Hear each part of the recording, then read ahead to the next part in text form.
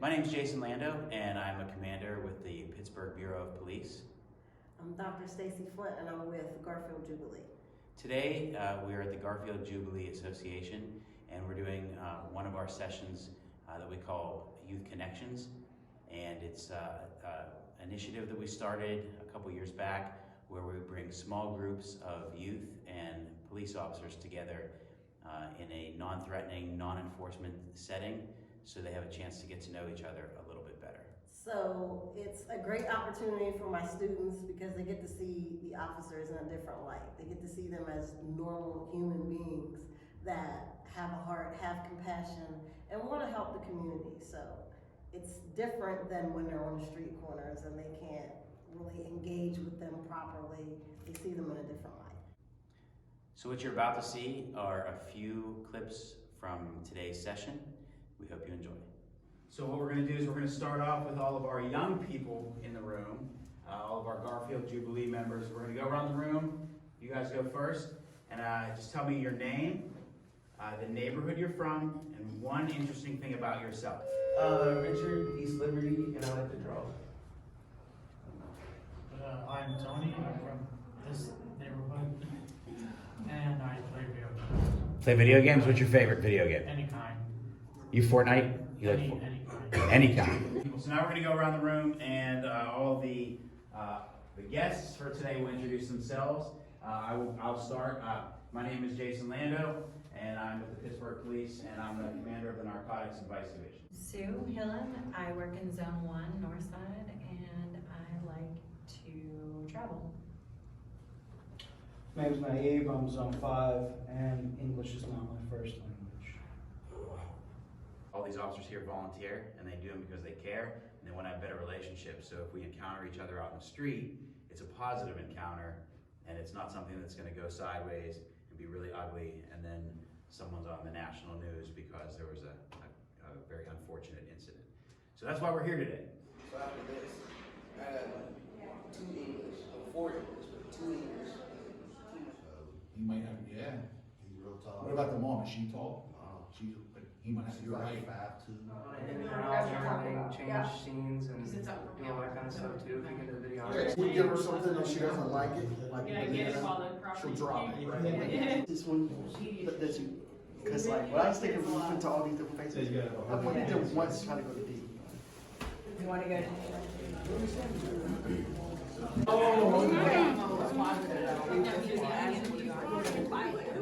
And scene.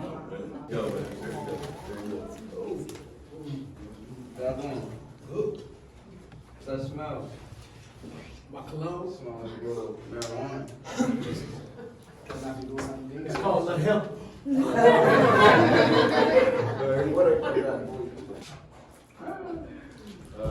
Anonymous. They always. Just cooperate with us. For That's what? all you need to do. Wait, for what? For what?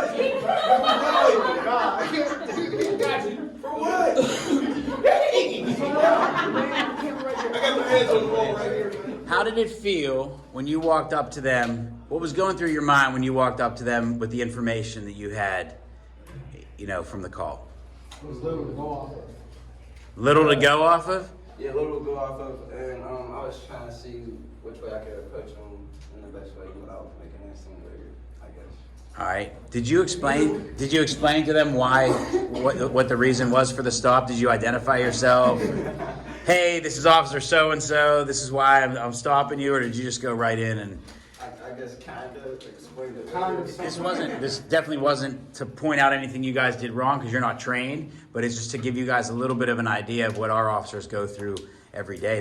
This is a call that comes over the radio somewhere in the city several times a day, and the officers have to figure out how they're going to talk their way into and out of situations. So, does anyone who did not want to do this initially, does anyone think they could do better? Anyone want to give it a shot? All right, take 2. All right, we have Richard and Officer Velasquez. Had a chance to get to know each other for a little bit. Richard, tell me about your experience getting to know Officer Velasquez. He's a cool guy. Oh yeah? And why is that? We have a lot of the same interests. We have a lot of stuff in common. Tell me some of that stuff. Video games. Yeah? Yeah. Did you guys figure out your favorite video games? What's your favorite? Mine is God of War. And yours? Mine is Final Fantasy VII. All right. Yeah, he likes to draw. He at first initially started with anime. Now he's doing cartoons. Now he's kind of in between with both of those. He plans on taking the SATs in March. So when we were in the other room, we were talking about like good and bad encounters with the police. Do you think that getting to do sessions like these and getting to know police officers on a personal level, how do you think that changes kind of the dynamic out in the street if you were to run into an officer that you knew personally? For most people to have this like bad, like stereotype of like police. So getting to know a police officer personally and knowing that, you know, they're not all bad, I feel like it definitely helps. All right, we're here with Jaquan and Sergeant Maddox from Zone 5.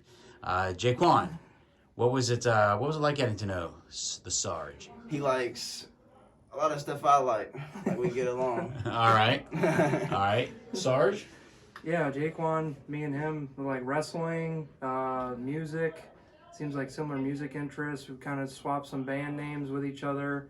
I'm more into like a metal scene, some rock music. He's more in the rap scene. But the lyrics and the words is what matters. And it seems like the stuff that's being conveyed is like the kind of the same stuff we like. So, Jaquan, what do you think? You think I'm more into metal or more into rap? Metal, because I listen to a lot of metal. Well, I like rap. Hey, I'm not a metal guy at all. I couldn't even name one metal band. So let me ask you, do you think doing stuff like this between police and young people, do you think it's beneficial when you're out in the street and you encounter officers to actually know them on a personal level? it can definitely prevent like a lot of incidents, anything like negative, just positive energy when you like know somebody. So like, and you can actually call them a friend maybe. So now if you see Sarge rolling around Garfield, you gonna say what's up? You're gonna run over and like give him a big high five in front of your boys? Definitely. We'll go with Mike. I believe cops should be a little more patient. Sometimes we rush when we get to a certain call. We should have a game plan before we get there. So All right, be patient. Citizens can be patient too. there you go. There you go. All right, Officer Boss. Citizens comply first, complain later. All right. It's right out the textbook. And for, 101, baby. and and Officer Boss, for our young people in the room, why did you just explain the importance of that? Because just like we did the role reversal here, sometimes we get into situations we might not know a lot. You guys, the communication's not there yet, so it's easier just to cooperate with what the officer's asking at that time, and then maybe it'll be explained to you later on, instead of getting very defensive, because then that puts us on edge. And every one of us might act differently in different situations. And then if you comply first and you still feel like you were treated unfairly, you can file a complaint. But the time to file that complaint isn't by handling it in the street. So But that's what I mean by being patient as an officer, because